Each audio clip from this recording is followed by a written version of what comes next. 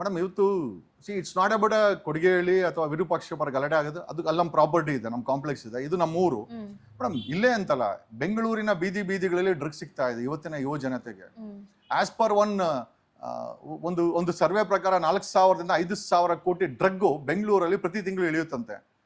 ಅದು drug ಟ್ರಾಫಿಕರ್ಸು distribute ಮಾಡ್ತಾರೆ. ಎಷ್ಟೋ ಜನ ಫುಡ್ ಡೆಲಿವರಿ ಬಾಯ್ಸ್ ಮೇಲೆ ಕೂಡ ಆರೋಪ ಇದೆ, ಅವರುಗಳು ಫುಡ್ ಡೆಲಿವರಿ ಜೊತೆನಲ್ಲಿ ದೇ ಆಲ್ಸೋ ಡೆಲಿವರ್ ಡ್ರಗ್ಸ್ ಅಂತ.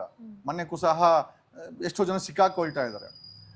ಈ ಡ್ರಗ್ ಅನ್ನೋದು ನಮಗೆ V do not want one more Punjab ತರ, ಹರಿಯಾಣ ತರ, ಅಲ್ಲಿ ಪ್ರತಿ ಮನೆಗಳಲ್ಲೂ ಡ್ರಗ್ ಅಡಿಕ್ಟ್ಸ್ ಇದ್ದಾರೆ. ಆ ಥರ ನಮ್ಮ ಸಮಾಜ ಆಗ್ಬಿಟ್ರೆ, ನೀವಿದ್ದೀರಾ, ನಾವಿದ್ದೀರಾ, ನಮ್ಮನೆ ಹೆಣ್ಮಕ್ಳಿದ್ದಾರೆ, ಸಮಾಜ ಇದೆ, ಸಮಾಜದಲ್ಲಿ ಹೆಣ್ಮಕ್ಳಿದ್ದಾರೆ. 120 ದಿವಸ ಮೇಡಮ್, 4ನೇ ತಿಂಗಳು ಕಡ್ದ 5ನೇ ತಿಂಗಳಲ್ಲಿ ಇದ್ದೀವಿ. ಬೆಂಗಳೂರಲ್ಲಿ on record as per the police records 120ಕ್ಕೂ ಹೆಚ್ಚು ರೇಪ್ಸ್ ಆಗಿದೆ. ನಾವು ಎಲ್ಲಿ ಜೀವನ ಮಾಡ್ತಾ ಇದೀವಿ?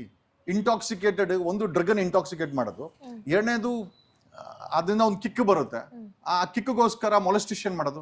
If I'm not wrong 1 month ಮುಂಚೆ ಮಿಡ್ ನೈಟ್ ಅಲ್ಲಿ ಒಂದು ಹೆಣ್ಮಗಳ ಮೊಲೆಸ್ಟೇಷನ್ ಆಯ್ತು. ಕಾರಣ ಪೊಲೀಸ್ ಬೀಟ್ ವ್ಯವಸ್ಥೆ ಅಲ್ಲ, ಪೊಲೀಸರು ವಯಸ್ಸಲ್ಲೂ ಅಲ್ಲ. ಒಂದ್ಸತಿ ಡ್ರಗ್ ಇಂಟಾಕ್ಸಿಕೇಶನ್ ಆಯ್ತು ಅಂತಂದ್ರೆ ನಾನಾ ರೀತಿ ಇಂಟಾಕ್ಸಿಕೇಶನ್, ಥೈಡಾಲ್ ಇದೆ, MDMA ಅಂತ ಇದೆ, ಅರೌಂಡ್ 1 kg 1 ಕೋಟಿ ರೂಪಾಯಿ ಇದೆ. ಆಮೇಲೆ ಈಸಿಲಿ ಅವೈಲೇಬಲ್ ಇಸ್ ಗಾಂಜಾ. ಮಣಿಪುರಿಂದ ಇಲ್ಲಿಗೆ ಟ್ರಾಫಿಕಿಂಗ್ ಆಗುತ್ತೆ, ಆರಾಮಾಗಿ ಡಿಸ್ಟ್ರಿಬ್ಯೂಷನ್ ಆಗುತ್ತೆ. ಇಲ್ಲಿ ನಮ್ಗೆ ಕಾಣ್ತಾ ಒಬ್ಬ ಹೋಮ್ ಮಿನಿಸ್ಟರ್ ಆಗಿ ಪರಮೇಶು, DGP ಆಗಿ ಕರ್ನಾಟಕದ DGP, ಬೆಂಗಳೂರಿನ ಸಿಟಿ ಪೊಲೀಸ್ ಕಮಿಷನರ್ ಯಾವ ಕ್ಯಾಮ್ರಾ ಹಾಕೊಂಡ್ರು ಅಂತ ದಯಾನಂದ್, ಇವ್ರಿಗೆಲ್ಲರಿಗೂ ಇವ್ರಿಗೆಲ್ಲರ ಕಣ್ಣು ಮುಚ್ಚಿ ಈ 4,000ದಿಂದ 5,000 ಕೋಟಿ ಡ್ರಗ್ಗು ಬೆಂಗಳೂರಲ್ಲಿ ಹೆಂಗ್ ಮಾರಾಟ ಆಗುತ್ತೆ? ಈ ಯಂಗ್ಸ್ಟರ್ಸ್ ಹತ್ರ ಈ ಡ್ರಗ್ ಹೆಂಗ್ ಸಿಗುತ್ತೆ? ನನ್ನ ಗಲಾಟೆ ವಿಚಾರ ತಪ್ಪೋ ಸುಳ್ಳೋ ಅದು ಲೆದ್ದ ಜುಡಿಷಿಯರಿ ಕೋರ್ಟ್ ಡಿಸೈಡ್ ಮಾಡಲಿ, ಅದ್ರ ಬಗ್ಗೆ ನನಗೇನು ಸಮಸ್ಯೆ ಇಲ್ಲ. ಅಪಪ್ರಚಾರಗಳು, ಗನ್ ಲೈಸೆನ್ಸೇ ಇಲ್ಲ ಅಂತ, ಆಲ್ ಓವರ್ ಇಂಡಿಯಾ ಲೈಸೆನ್ಸ್ ಇಲ್ಲ, UP ಇಂದ ಕರ್ಕೊಂಬಂದು, what non sense is this? ಎಷ್ಟೋ ಜನ ಮಾಧ್ಯಮಗಳು ಅದನ್ನ ಬರೆದ್ರು, ಲೈಸೆನ್ಸ್ ಕಾಪಿ ಇದೆಯಲ್ಲ, ಇವರೇ UP ಏನೋ DGPಗೋ ಅಥವಾ ಸೆಕ್ಯೂರಿಟಿ ಇಂಟೆಲಿಜೆನ್ಸ್ಗೋ ಕೇಳ್ಕೊಂಡು ಅಲ್ಲಿಂದ ಕಾಪಿ ತರಿಸ್ಕೊಂಡಿದ್ದಾರೆ. It's license is valid license ಇಟ್ಕೊಂಡು ಅವತ್ತು ಅಟ್ಯಾಕ್ ಮಾಡಕ್ ಬಂದಾಗ ನಮ್ ಗನ್ಮೆನ್ ಫೈರ್ ಮಾಡ್ದ. ಕಾನೂನುಬದ್ಧವಾಗಿ ನಾವು ನಮ್ಮನ್ನು ರಕ್ಷಣೆ ಮಾಡ್ಕೊಂಡಿದೀವಿ.